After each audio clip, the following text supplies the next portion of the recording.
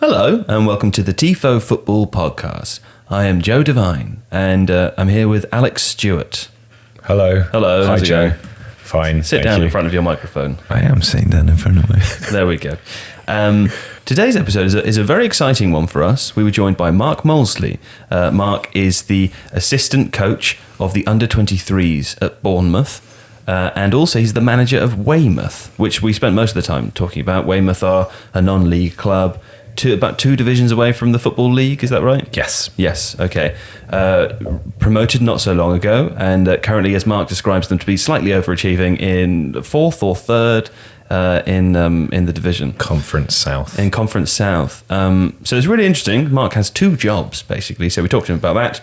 We talked to him a little bit about his management philosophy, what he's learned from being at Bournemouth, a little bit about his life and the different experiences that he's had, which have led to him being, by the sounds of it, quite a good manager of people. Yeah. It was really, really interesting. It was really interesting. So thanks to Mark for coming. Before we get started, I would like to say that this episode is supported by The Athletic, the best place to read about football online. Go to theathletic.co.uk/Tifo for a 7-day free trial. See if you like it. If you do, you get 50% off an annual subscription, which works out to be about £2.50 per month, 8p a day. Worthwhile. I heard someone describe it recently as having at least one great story every day that you don't find anywhere else. I mean, can't say fairer than that, can you? You can't. And if you could, it would be probably more than one. But there you go. Yeah. So I mean, there's so many things, so much. So it's great, really is. And I love the app. And actually, all of their podcasts, I've been listening to more of their podcasts, and they're fantastic as well, particularly for club fans who want to listen to more stuff specifically about their club. So go and check them out. That is theathletic.co.uk/Tifo, 7-day free trial, and 50% off an annual subscription. That's about it, isn't it? Should we get on with it? Yeah. Welcome, Mark Molesley. Okay, Mark Molesley, thanks so much for coming. Really appreciate your time. Thanks for having me. Alex is here also. Hi, Alex. How you doing? I'm all right. We're really excited to talk to you today. We've just introduced you as a man who has two jobs. You're the manager of Weymouth, and you're also the assistant coach of the under-23s at Bournemouth. So the first question I have for you is how does that work? How do you split your time? Because that sounds like you're very busy. Yeah, I'm quite lucky that sort of the two help each other out a little bit, but I'm like every other non-league manager. You know, you've got the football is the so-called add-on. So it's Tuesdays and Thursdays evenings. I'm fortunate that Bournemouth have allowed me to do the role. So I miss a Saturday morning with Bournemouth, where fortunately that's probably one of our quieter days where we have lads out on loan. Obviously the first team fixture, so we don't usually have games, and it's usually a quieter session out of the week. So at the moment the two marry up quite well. Like I said, I'm indebted to Bournemouth for letting me do it. So yeah, that's how I split my time really. But being a manager, Tuesday, Thursday evening, Saturday is the time that you're at the football club. But being a manager, I don't think you're ever not at the football club, you know, mentally, and your phone's always on. There's always something. There's always a pressing issue. So I think it's anything but part-time, and I think the non-league managers can probably sympathise with that. Yeah. Can you just pull it in? Sorry, the microphone just pull it over. Yes, let's do that. Cheers, Mark. Yeah. So how long have you been managing at Weymouth now then? Well, I'm into my third season now at Weymouth. Right. So our first season we did fairly well. We missed out in the playoffs, unfortunately. We got 97 points in our first season, which was quite a good showing. Crikey. But unfortunately, it wasn't enough to get promoted, where I think the 10 previous seasons it would have been. But we were up against some really, really good sides that year, and unfortunately missed out in the playoffs. But last year managed to do one better and got promoted, which took us into the Conference South, which the club hasn't been in for over 10 years. So, it's a good moment for the football club and ourselves. And so we're playing in the National South, I think it's known as now. Right. How's the team acclimatising to that? Yeah, we're not too bad. Is it much of a step up in terms of quality, do you think? Yeah, I think at any level the step up is always quite a big step. I think, the more you step up, the more professional it gets, the more sharper people get, the more ruthless it gets in both boxes. So it's certainly been a real good challenge, but one we're relishing and enjoying. We've had a fairly good start. We were sitting in third till Wednesday, where unfortunately we lost. I think we dropped till fourth. But we're sitting in the playoffs and enjoying our time at the moment. What are your expectations for the season come the end? I think if I said as a manager from the outside, I think we're probably overachieving a little bit. But internally, I always felt that we had a good chance of having a strong impact in the league. At the moment we are, but the better you get, the more well you do, the harder it gets. The more people take note, the more people do their homework, and so we've definitely got to keep working hard and keep our attitude right to continue to stay where we are. We talked about this a little bit before we started recording, but obviously at a club like Weymouth, you don't have anywhere near the resources of the biggest clubs in the UK. How do you approach managing a team with limited resources like that? Is there more of a focus on coaching and improving players that you have, or do you still spend a lot of time trying to bring players in? I think a mixture of the two, but for me, absolutely trying to make the best of what you've got. Creating that environment for players to improve, and surrounding yourself with great people, with people like-minded of yourself, with the same vision, the same work ethic, the same coaching philosophy. And I'm very fortunate at Weymouth that I've managed to assemble a very strong staff around me, and I've had to share 2 jobs, and everyone's working and doing that, so we have to share that load. I'm very fortunate with the work ethic, the enthusiasm, and obviously they're all highly skilled themselves as well. So I'm very fortunate that I've put a good team around me, and a team we always have the same motto, really, is just how can we be better. So we're always forever looking at how we can improve, how we can be better, and we try and create an environment as professional as we can for the players to try and improve them, because we haven't got the budget. We haven't got the budget of the teams in our league either to sort of go and pay for that experience, so we're sort of relying on trying to find players who would fit into our way of thinking, our way of doing things, and trying to improve them. The fact that you do those 2 jobs to me seems really interesting. There's kind of an inherent benefit because you're working with an age group level team, but for a Premier League club, obviously you're exposed to cutting edge sports science. You've got the best training facilities, you've got all manner of stuff around you. There are really experienced players there, players who've been through academy systems and worked at the very, very high levels, so you can learn a lot from that. At the same time, then on a Tuesday or a Thursday night at Weymouth, you're kind of looking around and thinking, this is not quite the same. So do the benefits outweigh the frustrations that you get, or do you not see them as frustrations? Maybe you just see them as, well, there's a disparity there and I'm just going to get on with it. There's always frustrations. I think at any level, you always, especially at Weymouth, it's just the fact, it's the time constraint. You're looking around and just thinking, I wish I had these players full time every day, because we've got such a great group. And I feel that we have made some big strides with them, but there's ultimate frustration that you haven't got the time with them. But on the flip side, we try and, everything that I'm learning at Bournemouth, everything that I've experienced in my own life in football and outside of football, trying to bring all of that together at Weymouth. We're trying to, I think my own career, I ended up relying or really having a big respect for all the disciplinaries in football, the sports science, the psychology, the nutrition, everything. I've had to really lean heavily on that in my own career through my own hardships and injury and different bits. So I think I like to think that I've brought that respect for them disciplinaries to bring into Weymouth Football Club. So we will always invest in our environment before probably paying lots of money for a player. So I'd rather have, we got some GPS tracking stuff this season, which is a big thing for, we've got a good physio, a great goalkeeping coach. We've got a video analysis, we've brought a little bit of software to help with our analysis. So we try and invest in our environment all the time to be as professional as we can. So I am trying to bridge that gap from professional to part-time, and we're trying to bring over all the like I said, the multidisciplinaries over as well to Weymouth. How do the players respond to that? 'Cause I know we were saying before the pod, I go and watch my local non-league side, Winchester City, a lot, and I guess they're a classic non-league side, and there are a couple of players who've clearly been around the block and they're very experienced, but at a particular level, there's a couple of lads that have been released from bigger clubs, that kind of thing. But it is semi-professional, and I wonder if some of the players, and maybe this was an issue you had to address when you first arrived at the club, are thinking, yeah, okay, this is good, but I'm not looking to build a professional career. This is fun, but I don't need all that extra stuff because I'm at the level that I'm at? Or have you found, excuse me, that the players are really excited by what you're able to bring because of that experience and because of what you've learned elsewhere?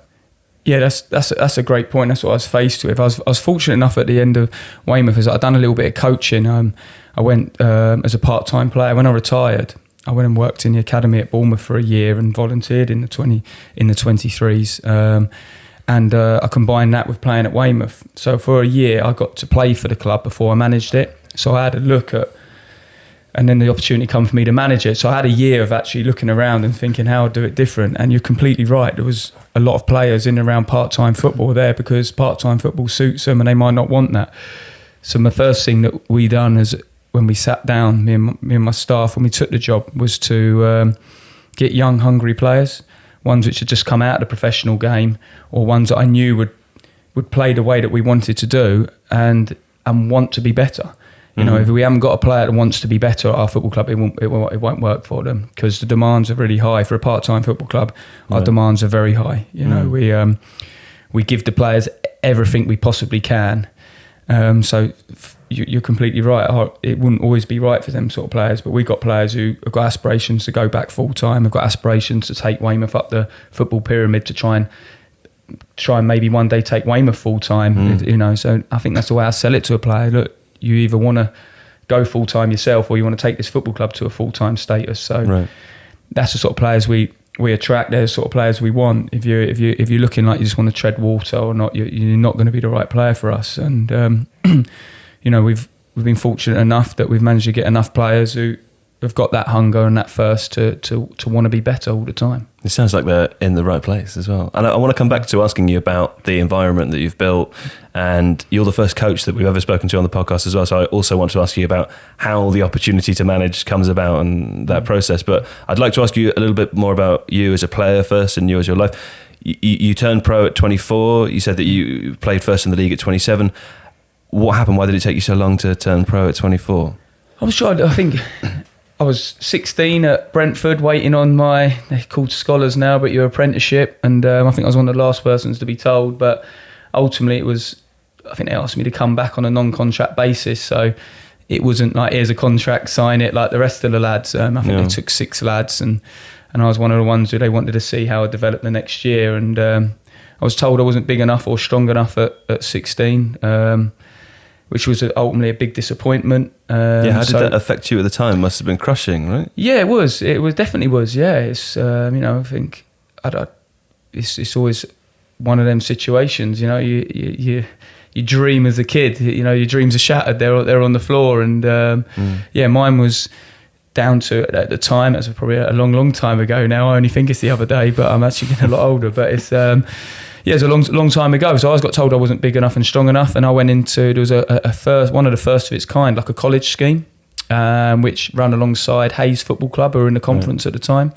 So I think my mum was quite liked the sound of this because all I wanted to do was play football. And my mum and my dad, to be fair, they had screwed on and sort of said, well, make sure you get something to back it up. So I think this college scheme, you could go and do a sports science diploma and train at the college, and it's affiliated to a conference football club. So that was perfect. So I sort of done the college and I worked my way up for a youth team, got a couple of games for the reserves, and then ultimately of sort of 17, 18, I made my first team debut in the conference. Terry Brown gave me my debut, which was again in proper men's football, and back in the conference in those days, that was a real eye-opener for me. What age were you then? I was sort of 17, 18, I think. So 18, young lad in amongst, So to be told I wasn't strong enough or big enough, I think I went to college and trained every day, and I you know, you can see me now, I'm probably just over 6 foot. You know, got myself in the gym and made sure that was something I could correct, I felt, because I always knew I was going to be taller. I was obviously a late developer at 16. I was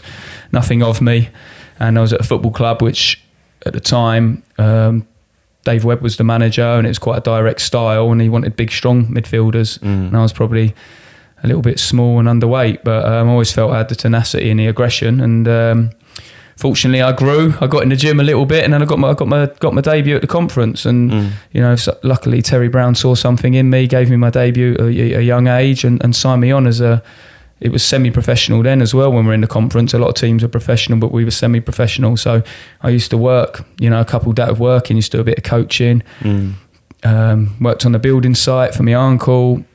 Was a postman for a bit in the summer months. I think the winter that got a bit tough, and then ultimately, where's the tenacity there? And then ultimately started doing a bit of coaching in the college and got my teaching diploma to teach in further education, where I used to teach a lot of children learning difficulties and different bits and pieces I found really rewarding, and then doing that and playing part-time as well. So I think from a young age, I've always been used to working 2 jobs. I used to work and then play part-time. And then, again, Terry Brown, come calling at 24 when he's Aldershot manager to take me professional. And although I was enjoying my work at the college and my coaching and other bits and pieces, like the chance to go back professional was always a dream come true. So, I took the chance to go into professional football at 24. It sounds a bit like the mixture of things that you were doing at the time maybe have kind of the perfect environment for growing a future football manager, right? I mean, you learn how to teach people, you learn what the value of money is, you learn how to do a job properly and how to work hard. You're already working across 2 different areas and you're still playing football at the same time.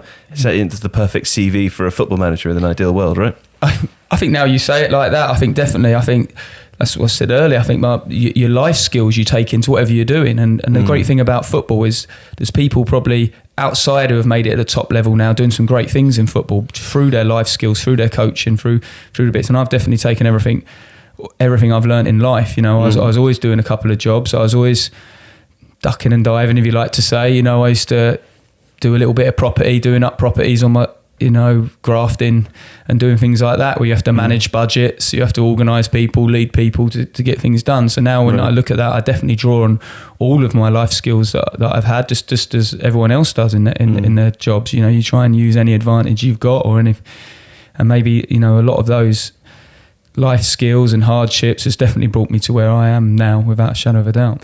In terms of your ability to manage people, what's your approach to that? Because obviously in football particularly, there are kind of 2 popular established ways of doing it. You seem to have the hard man manager, guys who motivate people. Then you have the sort of quieter tacticians. In reality, it's a much broader spectrum. But you personally, what is your approach to getting the best out of someone?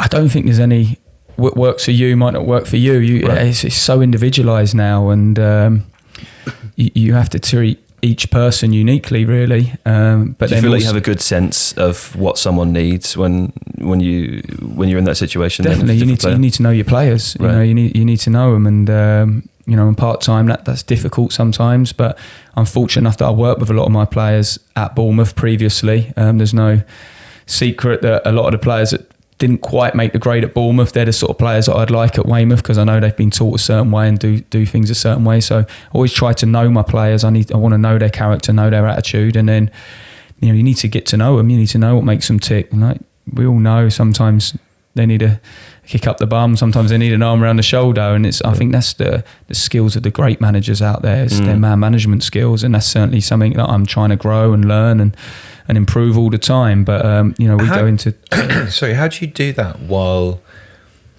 because ultimately you're an authority figure, right? In the same way as if you were standing in front of a classroom full of kids, and you want to create a bond and you want to create an understanding of one another, but you also need to be able to say, that was shite, or I'm sorry, but I'm dropping you. And how hard is it to get particularly if you're, as you say with Weymouth, kind of recruiting younger players who actually have gone through a pretty difficult transition of not making it professionally, and you've got maybe a natural sympathy for that because of your own experiences. How difficult is it to tread that line between being authoritarian enough to have that discipline, but not be distant, not be an arsehole, understand where they're coming from? I think you've definitely got to empathise with them. I think you'll be quite strict with your morals and your values and your team ethics, and you've got to make sure that they always adhere to that. You've got to be quite strict with a team overall framework for that team. So we have some morals and values at Weymouth which you just have to adhere to, that non-negotiables. Is that off the pitch as well? Off the pitch as right. well, yeah. So we have some certain things. Now, if they're not adhering to them things, you can pull them up on them because it's black and white. But although sometimes you need to pick up the pieces, and sometimes that's when it's more of an interpersonal conversation with that player. If outside of the football, outside of the changing room, and also having good staff around you, because I do, as a leader, you do need to be authoritative, and sometimes you do need to be direct, and maybe sometimes it's a player, a leadership player who you've identified can pick up the pieces a little bit for you after you've maybe dished out that more direct approach, and your other staff as well to maybe get, like I said, I'm fortunate to have some good staff, and sometimes it's look, this lad needs a little bit more of a direct approach from me today, and then it might be I have a little word with my staff and just say, listen, you have a little word with him in the week, or you follow up with a phone call or go and speak to him now, and it's sort of good cop bad cop, but you need to make sure that you do, because like you said, a lot of the players that we've got at Weymouth, they've been through hardships, and I can definitely appreciate what they've gone through. Because this game is brutal. From you as well, right? I mean, they presumably know about your history. They know you've been in the same position before. Does that help them respect you when you're talking to them about their experiences? I don't know. You have to ask them, but I like to think so. I think I have. Answer. Yeah, I think with the that I have trodden their path. I like to think that, and again, I've got to draw on all them experiences to try and help them and deal with them in the right way. But it's about stretch and reward with players. Can you stretch them? So you got to push them. You got to keep raising the. There should be no ceiling to the boundaries. You're trying to push them through it. It's not, and then sometimes it's stretching them, sometimes it's pushing them, sometimes it's being hard with them. But then it's also supporting them with that, and it's knowing when to push them and stretch them, and when to rein off a little bit and support them. And that's the balancing act. When you're with the under-23s at Bournemouth, presumably that relationship is different because you're the staff member who's going and picking up the pieces. And how easy is it to switch from one, right, I'm the boss here, this is my job, but we're going to work out how everyone else circles around and helps, to being one of the guys that circles around and helps? Does that make it easier, or does it make it harder to switch back and forth? I think it makes it easier because I think I'm sort of doing both myself. So I sort of, sometimes, like you said, sometimes you're there to not pick up the pieces, but fill in the gaps or try and support someone through stuff. And then sometimes you're the one dishing it out. So I feel I'm getting a good balance of experience of doing both. And as a manager, you need to do both. It is, one day is the direct approach, and another day it's the support approach. It sounds exhausting. I mean that in a nice way. I'm not good with people at the best of times, but there's a Julian Nagelsmann quote where he talks about social competence as being such an important part of management, and you kind of realise talking to you just how much of it is this constant reading of a group of individuals. It's like consideration, right? Who exist as individuals but also exist within a group dynamic, and how are we dealing with that, and how am I then going to ask you to help me deal with that? And it just this constant process of keeping an eye on everything and trying to get the levels right all of the time. I think I'd go mad. I mean that in a good way. Do you have a pillow that you scream into at home? I think, look, it is difficult, and that's, I'm probably involved with over 50 players, through Bournemouth and Weymouth, and a lot of them have agents and different bits and pieces. So you are forever. So I like to think that, look, I'm trying to walk this path. I'm trying to make myself better and improve, and looking for any angle to improve. And I'm definitely filling up my cup every day with experience. And, you do I get a lot wrong? Probably loads wrong. I probably get it wrong a lot, but you learn. As long as you keep looking to improve, you're looking for that self-improvement all the time, and you're open. And like I said, I lean on a lot of people. I've got good staff. I'm so fortunate that I've got a job at Bournemouth. I'm surrounded by fantastic people. I'm learning from the best. I'm in and around the right people. And then, like I said, utilising my own life skills and my own path that I've walked, where I've had to use sports scientists, psychologists, nutrition, chiropractors. I appreciate it all. So you sort of draw on all of your experiences, all of these people, to try and help deal best with that player. What might they need? But presumably also, you've got all of these different influences, but at the same time, you're learning lessons from this person, that person, all around. But you also want to do stuff your own way. So I'm assuming that there's also a balance to be had there between carving out your own approach and your own philosophy, taking bits from here and there, but you don't want to just be a reflection of how everybody else that's around you does it. You've got to at some point say, no, this is now my approach. This is the way I do stuff. What have you? It's quite a personal question anyway. Have you made that transition yet? Do you feel that like this is my blueprint for stuff? This is how I want to do things, or is it still partly kind of all a bit, working it out? Yeah, I think you never ever stop working it out, and you never ever stop taking bits from here, there, and everywhere. Because ultimately, if you want to improve, you've got to be open-minded. You can't be fixed mindset. So, but definitely now with my experience of managing, you can't be a copy. You don't think you can be a copycat. You have to have your own, your own character, your own mentality. You have to have that. Otherwise, people see through that quite quickly. They got to know it's genuine. So, I definitely like to think it's my own take on things. This is my way of thinking, my way of doing it. But my way of thinking has definitely been shaped from the experiences I have, and I think that's just life. And have I been? At Bournemouth, have they shaped me? Yes, certainly. But whoever you respect, whoever you emulate, whoever you see, everyone, wherever you grow up, when you look up, whether it's your dad or your favourite footballer, you take from them, don't you? They influence you. So I've definitely had some strong influences around me, but you have to have your own character. You have to have your own mentality to survive in football. Otherwise, you just be seen through. Presumably as well. Sorry, there are lessons to be learned in terms of how you don't want to do stuff. I assume that and I'm not asking you to name names, obviously, but I assume you will have encountered people both as a player and also potentially as a coach where you think, do you know what, I'm never doing that. I think certainly I've talked about the positive influences around me, which you've learned so much from, but I never forget the gaffer, when I sat down with him to discuss me potentially being the Weymouth manager, and he gave me a few words of advice and whatnot. And I remember him saying that actually, he learned a hell of a lot through probably as a player and all the experiences of like how you didn't want it done. And right. And you do, and that's, I think as a footballer, every time you're doing it, you now think back to them experiences. And I always ask myself, how would the player be feeling about this? Or how are they feeling now? Is that going to get the best out of them?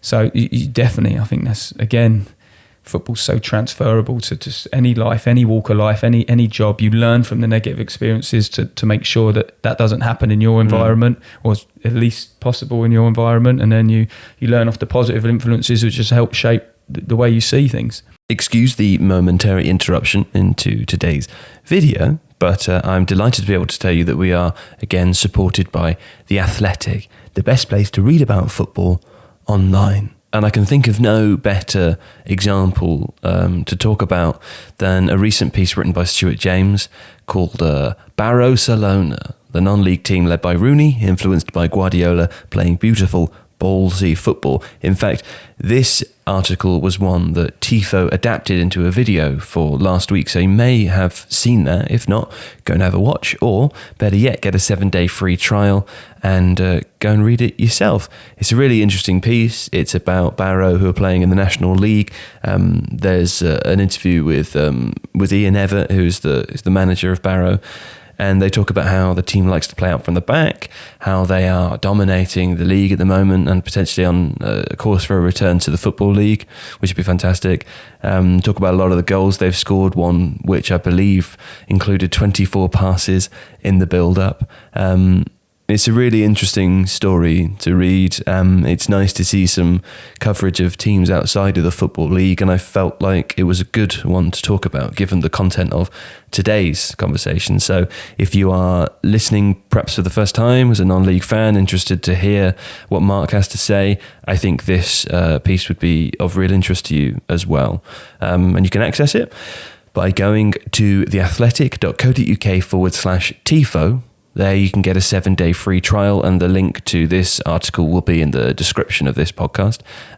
If you like what you see and you enjoy what you're reading and you want to spend more time on The Athletic and its fantastic app and huge number of excellent podcasts, which incidentally are free, you can get 50% off an annual subscription by using our sign-up link, which equates to about £2.50 a month. So comparatively, it is super affordable, particularly with the code, and it's fantastic, ad-free, and produced by what is probably a world-class group of football journalists and writers. So that is theathletic.co.uk/Tifo.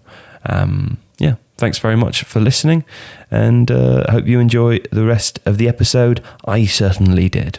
In terms of your time with Bournemouth and in terms of influences, what have you taken to Weymouth with you in terms of your approach to management? The attention to detail, right? The use of all the multidisciplinaries, and the hard work ethic. I always like to think I was always hardworking and honest, but probably needed a little bit more structure of how I would put that hard work to good use. So it's just been one big learning curve for me there, and I'd like to think that I take the attention to detail, right, and the work ethic. How would you describe how that works behind the scenes at Bournemouth then? Because I'm conscious that there'll probably be some Bournemouth supporters listening, be interested to hear about that. How would you describe how Eddie Howe works behind the scenes? The depths of the detail, the depths of the preparation, and the depths of the analysis as well. And also just giving the players everything that they can to be the best that they can. I mean, at Weymouth, I've always sort of tried to say that we will give... The players can have no excuses. We try and remove any excuse for the player. And I don't know for exactly if that's how the gaffer does it at Bournemouth completely. If that's a motto of his, I'm not sure. But if you walk around the place, you can see the level of detail and the hard work that goes into everything. There's no stone unturned. So I've definitely taken that mantra to me. And like I said, at Weymouth, I always say to the staff, give the players no excuses. Whether it's coach times, there enough water on the coach, is their socks laid out right? Is there, like, every detail? Like, I'm probably a pain in the bum to all of my staff because I'm so demanding, whether it's how the water bottles are filled up, where they are at training, at what sort of time, what footballs are where and how they need to be moved from there. We're like a Formula One team at Weymouth, where, and again, same at Bournemouth, if your preparation's clear, then, them cones need to be up, moved, that goal needs to be there, them balls need to be there, and it needs to be done like in record time.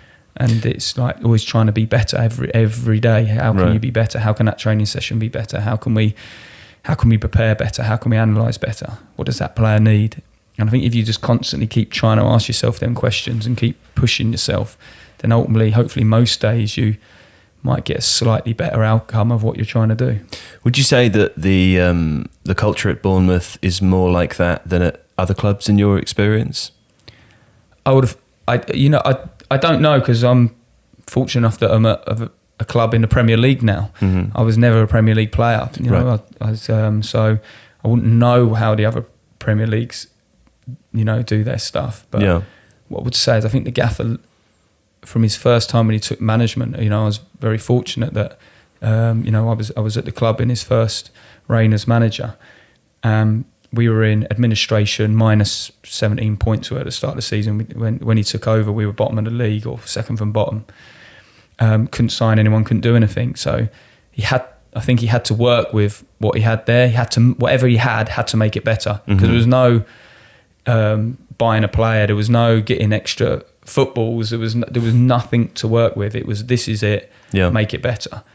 So again, you have to ask the gaffer, but he's obviously always had that work ethic and that attention to detail. But it was a good learning curve that whatever you've got, you can make it better, no matter what. As long as you look at yourself. And was this the season that you scored the very important goal? Just against Dagenham and Redbridge? That was how did that feel? Yeah, that was a great feeling. One of the greatest ones for me in my football career. Like I said, I didn't quite reach the top heights, but as in terms of an important moment, the way the club was at the moment, the way the club was at the time. We were up against it. It was sort of us v the world sort of scenario, and we achieved something really, really great. And it was, bottom of League Two to where the club is now. That group there has had a small part in the history of the club, and probably provided the first stepping stone to where it is now. So it was a great time for everyone who was involved. And it was a great goal as well, right? All the way. Have you seen the goal? All the way in from the wing. Yeah. I can't remember if you nutmeg some of it anyway. It's like all along the floor into the bottom corner. Perfect time, right at the end of the game. Perfect goal. Is it your favourite goal? I think it's my favourite goal just because of what it meant and the way it was. And the funny thing about it was just to show what it was like back then. It was March, I think, late February it was. We were adrift at the bottom. We started to win and started to look like we're going to make this amazing comeback. And because we didn't have anyone, we had to get one lad out of school, Jalen Stockley, who's now playing at Preston. I think he was 15, 16, doing his GCSEs at the time. Right. And Jason Tyndall, the assistant manager, come out of retirement. Wow. Hadn't trained or played, was assistant manager. Yeah. Had to come out of retirement to sit on the bench. And Ryan Gary got injured. So the last 20 minutes, Jason Tyndall had to come on. So if you're a manager or assistant manager, coach, and you're telling the players every day how you want it done, whatnot, and then all of a sudden you've got to come on, you've got to be a brave man. And did he live up to his own expectations? Come on, well, it's his clearance, what he says was an assist. It was the biggest hoofed clearance you'd ever see, which was sailing out the stand, I think, but somehow held up in the wind, and I managed to bring it down on the halfway line, on the sideline, and fortunately worked my way through to goal. But again, what a brave as an assist. So that shows that we're in professional league footballers, and bringing your management out of retirement after 2-3 years hadn't kicked a ball, and he's coming onto the football pitch in a crucial match. So it just shows where we were at the time. A lad getting out of school just so we could fill the bench because that's where we were. But there must have been a special feeling of unity at that time as well, particularly if you're building some momentum, you win the game in the final minutes. Has that helped you at all in your managing and your coaching career, recognising what happens to a group of people when there is momentum, when there's positivity and everyone's united? Presumably as a team you can achieve much more in moments like that of self-belief. 100%. It's when you're up against it, and then you see who it galvanises you, it brings it together, and you can see the power of a group all pulling together with one aim. And if you can create that motivation in that group, then you really are a force. And we become a real big force. We stayed up and got promoted the next season, so we went from sort of bottom of the league. I think from Christmas we had to show promotion form from bottom of the league to even stay up. And I think the league started at New Year's Day and the gaffer got announced. I think we probably would have been second in the league. So it was quite a turnaround, considering previously we were we weren't achieving that well. So it was a big turnaround, and it was just a shift in mentality, a shift in work ethic, and a group of players who are willing to die for each other out there. Right. Yeah. Why? So obviously Eddie Howe is like synonymous with Bournemouth now, and partly because of what he achieved in that way, partly because of what he's gone on to show that, the promotion was not to the Premier League wasn't just a kind of chancy thing, and it's Bournemouth are now an established Premier League side, albeit having a tricky time at the moment. So he's kind of Mr. Bournemouth in that way, and then you look at how Arsenal have struggled after Wenger, you look at how United have struggled after Ferguson. Is there a danger that a club becomes so synonymous with a particular manager that when they do move on, that there's an absence of identity at that point, and particularly with Bournemouth, because that journey is so unusual in that respect, and it was kind of born out of difficulty and pulling together and these sorts of things, that you then get to the pinnacle and you stay there for another 3-4 years, and then he leaves, and then it loses a bit of what made it special. Maybe I don't know. Definitely, like you said, it's the fabric of the club. It is the club, and it's not just the gaffer. I think that's one thing I've learned is his staff as well. That the people he surround himself with, Jason Tyndall and the rest of the coaching staff, fantastic. So they're great people. But in answer to your question, you certainly wouldn't want to follow him. That is for sure. Are you officially ruling yourself out? Yeah, I wouldn't like. Yeah, I don't think. It would be the same as following, Alex Ferguson. It will be the same, but hopefully that we haven't got to worry about that for a while. I hope so. But yeah, someone, that the group of staff have made that football club League 2 to the Premiership. I think people forget now because they're established Premiership clubs, so everyone's psyche changes a little bit. But let's be honest, we were League 2 not long ago. It's been a rapid rise. It's been a colossal story. Yeah. Been a bit of a blink of an eye in terms of the history of football as well. That's right? football now. The standards change. As soon as you're somewhere, it's like, well, what net? Everyone just expects. But at the 23s now, still the football club's gone such a rapid rise. We're still known as a Category 3 academy because how can you catch up a rapid rise like that? So like the stadium, the training pitches are all plans now, but to get that sort of thing, you need to find land, you need to get plans. These things take years and years to catch up. So the longer the club's in the Premiership, the longer hopefully everything underneath it will start to catch up, and then it can be hopefully a strong enough legacy left as well. Yeah. Hey, will you bring it back? I think it's not you, it's the microphone is sort of slowly swinging this way. That's great. Thanks, man. Can I ask you about preparing for a game of football? I mean, as I said, you're the first coach we've had in here. Alex and I, like to hypothesize about how this works, but in reality, we're outside of it looking in. We don't really know. Let's say you have a game coming out on Saturday, and you've got a whole week to. Well, I guess you don't with Weymouth. You've got 2 training sessions in the week. Do you have 2 training sessions if we don't have a game on the Tuesday? Right. So sometimes it's only one training session. Let's say for this example, you have 2 training sessions. Yep. How do you prepare your players for the match of the weekend? Well, we'll go to work straight away after the Saturday. So on the Sunday, my analysts would have clipped the game down for me because sometimes because it's such a quick turnaround and with work and whatnot, again relying on great people around you, he will clip that game down to me into certain things. So chances for, against, set pieces for and against, certain parts of our philosophy.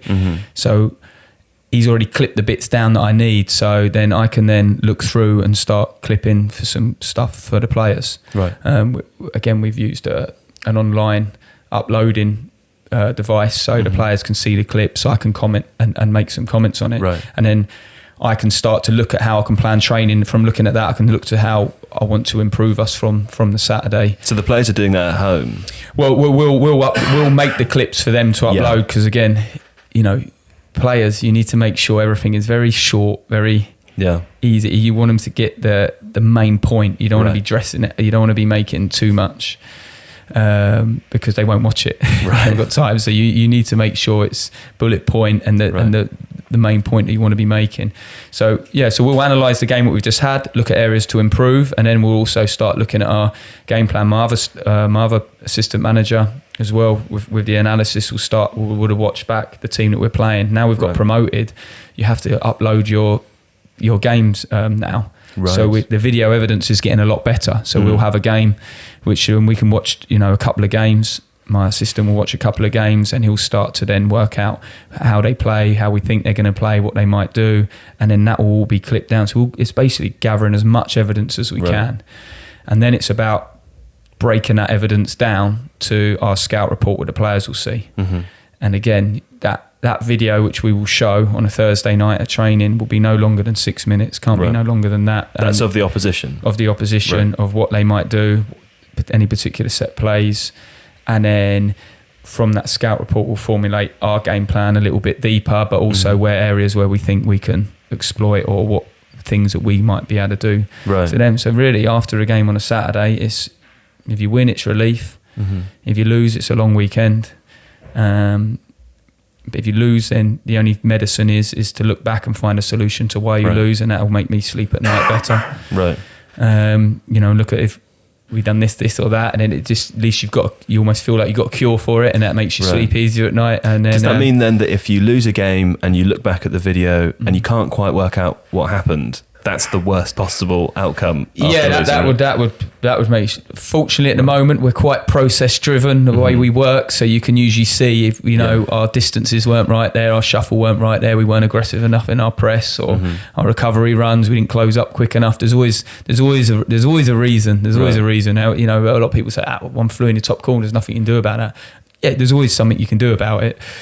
So we always look, always brutal with each other. You know, I'm always brutal with myself, and I know we always are. I'm always looking to how, you know, you have to be if you always want to look to improve. But so yeah, we'll start doing that, compiling a scout report. Tuesday would be probably, unfortunately that night we've got half an Astro. Right. And this is non-league problems, is finding a training area or whatnot. But the first thing I done when I was a manager was go and sort out a training facility, which was the best it could be. And we're fortunate we've got a good AstroTurf. And on a Tuesday, sometimes you've got games and whatnot. So half an Astro isn't the worst thing. But on a Thursday, we train at 8 o'clock, which is a little bit late. But the trade-off was we get the whole Astro to ourselves. Right. So the lads meet at 7:30. There's a changing room next to it. And then we've also got a classroom now. Right. Behind the changing room, which is fantastic. So that's where we do our scout report.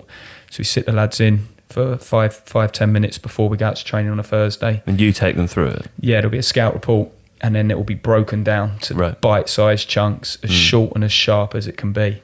But the information which has gone into that before has been hours worth, watching games, getting bits down. So if we wanted to say they like to look for this certain channel ball, you know, you don't want to show 10 channel balls. You want to show one channel ball. That's the point. That's what you need to look out, you know, and make it like that. So it will be broken down to as much as it can. They'll watch the scout report. Do you address specific players in situations like that? So if they're playing a ball into a particular channel, you know that your centre back or your right back is going to be there. Do you speak directly to them at that point and tell them it's your job to watch out for this? Yeah, definitely. Midfielders, your job to watch out for this? Yeah. So sometimes it's individual. Sometimes we'll just address it as a unit. Right. And we try and feed back to our players in different ways. We've always, again, we're constant looking to try and improve. We've managed to get our software a little bit better on the computer. Again, it's a small investment, but an investment worth making. So now it looks a little bit more jazzy, as bright lights and flashes and arrows, and we can keeps their attention, and we can move a player. Yeah, and also it's very, you know, informative, but it, like you said, it grabs their attention and it makes your point more bluntly. You know, exposes your point more. So. So we'll do the scout report the last week, and we also have a sheet as well, which shows information, again, different colours for different bits, again, to make it as you know, attractive as we can for the player. And then we'll almost have a solution as well. But for example, this week we played the scout report and we had them in units, and it would be like, right, defenders, you need to come up with our game plan of what, you know, how we're going to play out from the back. How we're going to defend set plays. Goalkeeper's done all set plays as well, defending set plays. And what threats they might, you know, so we get them to come up with the game plan. So rather than us always, you know, you can't keep giving the solution. You've got to encourage them to come up with the answers as well, because they're the ones out on the pitch. So they're more an active part of it. Yeah, so always looking at different ways of how we can feed back to the players and how we can be more effective feeding back to the players. So you're just looking at different ways. But, you know, the classroom's been a game changer for us, just having that 10 minutes with them. They also get that sent to their phones. Everything we do gets sent to their phones, but to actually go through it with them, and then that will almost be the basis for our training session on the Thursday. And then we can go out and then we can go through live, you know, the different drills and whatnot of what how we're going to feel that we can impact our game plan on them, but also have a little bit about what they might be doing to us as well, and our plans for that. That's the balance I was going to ask you about, actually, because I mean, certainly I know from my experience of watching 2 levels below you, I think it is, where Winchester play, there's quite a flux of players in and out of different clubs, and it can be quite difficult to do opposition assessment. Plus, obviously, your time is constrained massively more than a professional side would be. So what's the balance between almost just saying, right, our game plan is X, and we are good at that, and we've got players with the ability to make a difference, therefore we're actually not going to spend that much time adapting to the opposition because I want to spend the limited time that I have finessing and perfecting the way we do stuff? Or is it, you know, we've got a rough idea of how we want to do stuff most of the time, but it's actually more helpful to react to what they're going to do and become reactive and counter-punching in that way because you've got to have a trade-off, right? Because you don't get the ability to work in the same way that a Premier League club does. So how do you make that assessment? What is the thing that you focus on more of? Is it your game or their game? Yeah, you're right. That's the trade-off, and it's the time constraints, which is the frustration of a part-time, you know, football coach. I'm fortunate that we're like 2.5 years in now, and you said there's a lot of ins and outs of players. Our team's been quite consistent. You know, it's probably been about. I mean, 20. the opposition. Yeah, the opposition. Yeah, of course. Yeah, but from our point of view, we're quite lucky that we're working with players quite regularly now. With some of them being with me from, you know, sort of 60-70% of that team's probably been with me from the start. So we're always just, you can pick up quite quickly from them, but ultimately you've got to worry about yourself first and foremost. You've got to make sure your game's on song, you know, and you've got to have the confidence that if you perform your way, then, you know, you've got a better chance of winning the football match. But you also have to be respectful that the opposition are going to do certain things. We've gone up to a higher league now. There's a lot more evidence we can gather to do that. And we've created an environment now where it's hard to all of a sudden turn up and the players would honestly be probably thinking, well, hang on, are we not taking this one serious? So you create, so the players make us better every week. There's expectations there, yeah, right? The expectation, the demands we put on the players, but now the demands that they probably expect from us. Yeah. And we've got, it's hard work to keep up the pace, it is. But like I said, surround yourself with good people, surround yourself with like-minded people. And where we're 2.5 years in, we're rolling our model. It's just, we're looking for improvements all the time. So we're getting it to that point now where we've probably got almost a bit more of a timetable of how we do things, when we do things. Sunday's this, Monday, Tom Perdomo and my analyst Danny Webb will be together. Monday, you know, the unseen work that goes in, and it's all in your preparation and it's all in your session design, that on a Thursday, we will touch upon the opposition of what we might face. And even if it's for 5-10 minutes, just at the start of how, because we're in year 2.5 now, we know how we like to press a team that does that, a team that does that, a team that plays that, a team that plays that. So it's just a recap and reminder. So we haven't got to spend half an hour, 45 minutes on it. And if your drills are right, if your session planning's right, if you've got people running around making sure you're setting it up and got it going, we can literally go, right, we're onto this drill, bang, bang, bang, and then it's bang, lift that up, we're onto this one now. And we do, luckily due to my staff, we do manage to cover. And sometimes it's a watered down version, and you always, on a Thursday night, you're literally like sweating as a coach after because you run around so much, but you're thinking, we've covered this, we covered that, but we haven't covered that. And that is the trade-off. Yeah. And with a part-time team, it's like, we haven't covered defensive set plays, but we've done them for 2.5 years now, where we roughly know about this, but we do them, but then you don't practice them and you can see the goal from them. Yeah. And it's like, we didn't. I got shot. We said it. The lads know it, but we didn't get a chance on Thursday because the trade-off was we wanted to do this, and this. Yeah. So next week you fit in your defensive set plays on a Thursday, which they all know anyway. But it's just, you have to keep recapping these things with footballers, and it's always trading off which one, and it's usually from your analysis on a Saturday, something is more pressing than something else. Right.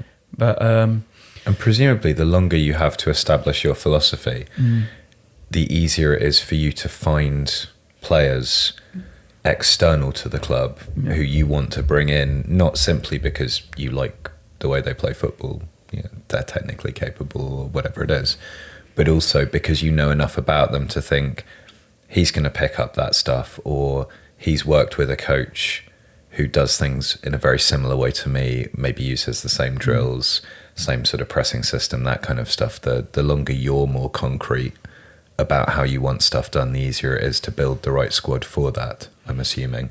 Yeah, I think the more you create your team, the more you're more specific on what players you want.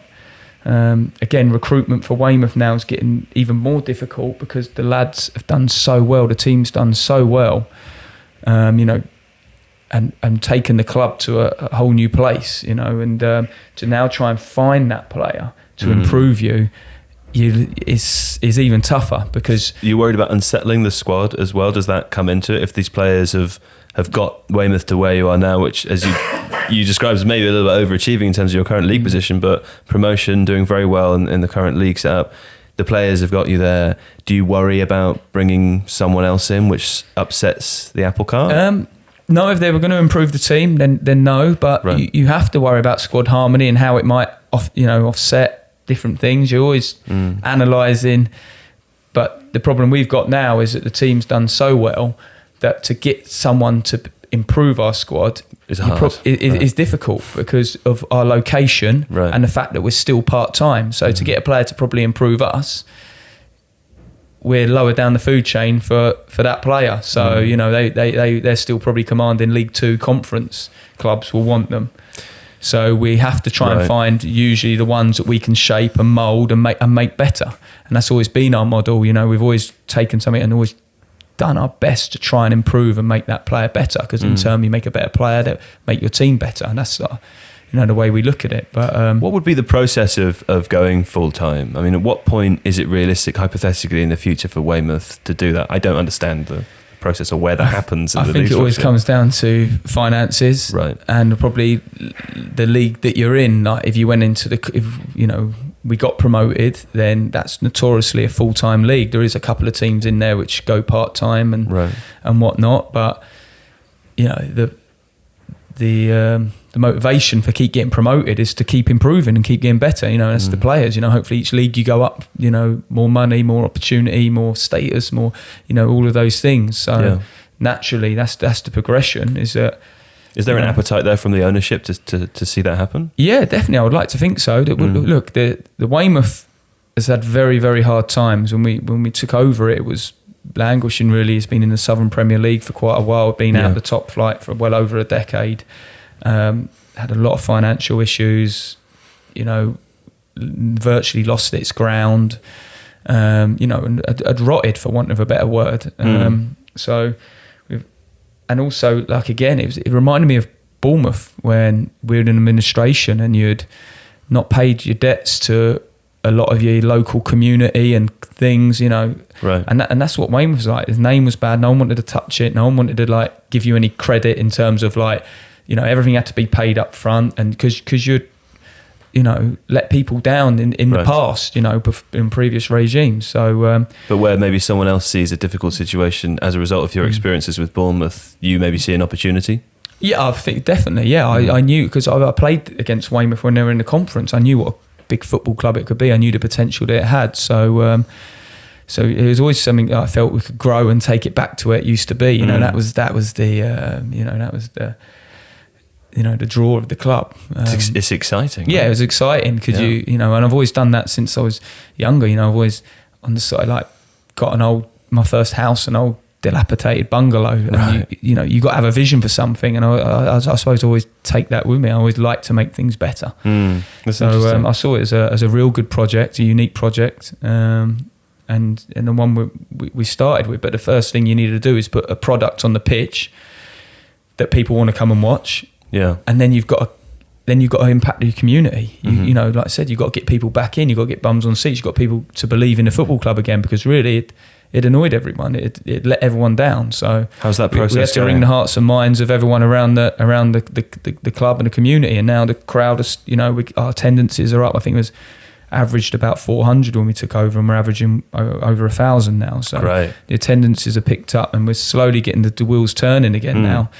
Something's happening. There's a story there, right? Well, I don't know. We only concentrate, in the immediate, the next game. You don't really look back, and you don't look too far ahead as a management. But we're starting to make an impact, I think, down there. And but the owners now and the board, they've seen the bad times, and they know, and the club's run very stringently and it doesn't go beyond its means. We've never not missed a payment to any player since I've been there, and it's run in the right way. We run by our means. Right. What we make is what we're allowed to spend. We don't go over and above, or because the club can never afford to get in a position it was before. So managing the budget is a big part of it. You give a very, and again, I don't mean this in a bad way, but a very political answer of we focus on each game as it comes and so on.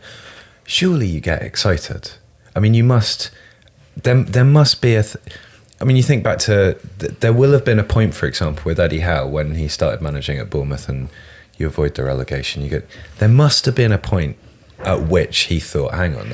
He goes home, he sits on the toilet, and he goes, "Oh shit, it's happening." Right. There's something here now, and because I understand what you're saying in terms of taking each game as it comes, but also, you can't simply do that, because then there isn't a vision, there isn't an ambition for the club as a whole.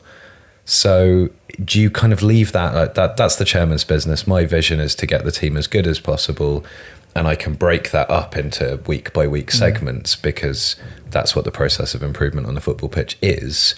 Or is there part of you that's going, okay, I've got that, but actually, you know, I want to be preparing this game, but I want to be doing it in the conference. I want to be doing it in League Two.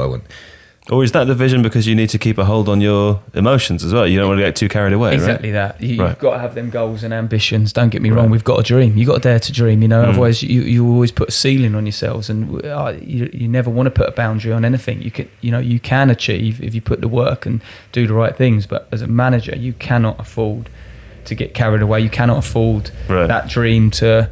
but you've got to worry about the here and now, because to get there you have to, and that's part of the discipline of a manager, or what I've had to put on myself is that you don't get carried. Let everyone else get carried away. Let everyone else. If you're the leader, it's your job to make sure that everyone is performing how they need to perform for you to get to your goal. And if you take your eye off the ball for a second, if we don't prepare our training session on a Tuesday or Thursday with the same,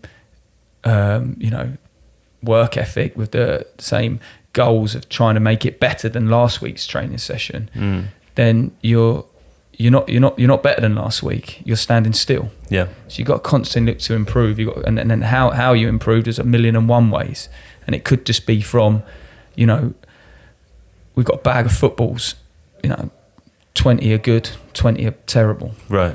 You got to make sure that how do we get we need 40 footballs to make this drill work. How do we make sure the best footballs keep getting recirculated around? Right. It might be something as simple as that. Yeah.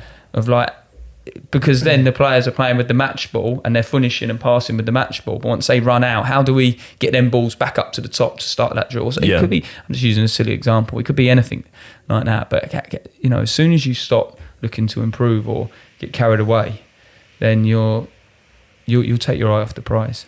You've got to head off shortly, so I'm just got one more question. What's the future for you, Mark? Where do you want to go? I mean, obviously you're happy with Weymouth and you're enjoying the challenge, but we're looking 10, 20 years ahead. Where do you want to be? Champions League winning manager, presumably, but again, that's with Bournemouth. Look, it's a great question, and ultimately in football, it's a brutal game. It's a lot more lows and highs. I've learnt through football, but as long as you keep trying to better yourself and be better, build your CV, build your profile, you've got to try and be fireproof in football, because it's short-lived. Everything is short-lived in football, so you've got to make sure that you've got a CV strong enough to survive and be employable. So at the moment, I'm so fortunate that I'm having a great education at Bournemouth. I'm standing on my own for 2 feet at Weymouth, so I'm getting loads of experience. I've got to continue just to keep learning and growing and see where it takes me. I don't think who knows what the future holds, but as long as you're in control of it and you're doing everything you can to be the best you can, and ultimately, hopefully, it's I can stay in football. Will you come back here in a couple of years and so we can see where you're up to? Absolutely, yeah. Great. I really enjoyed being here. Mark Molesley, thanks so much, man. Really appreciate it. No, thanks for having me. Thank you.